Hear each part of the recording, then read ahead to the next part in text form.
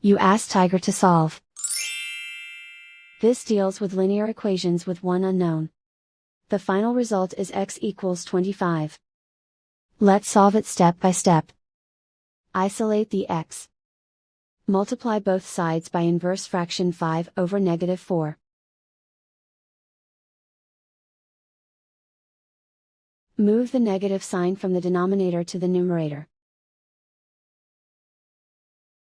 Group like terms. Multiply the coefficients. Simplify the arithmetic.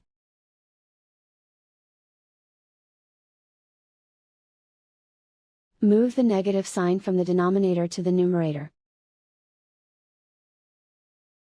Multiply the fractions. Simplify the arithmetic. And so the final result is x equals 25.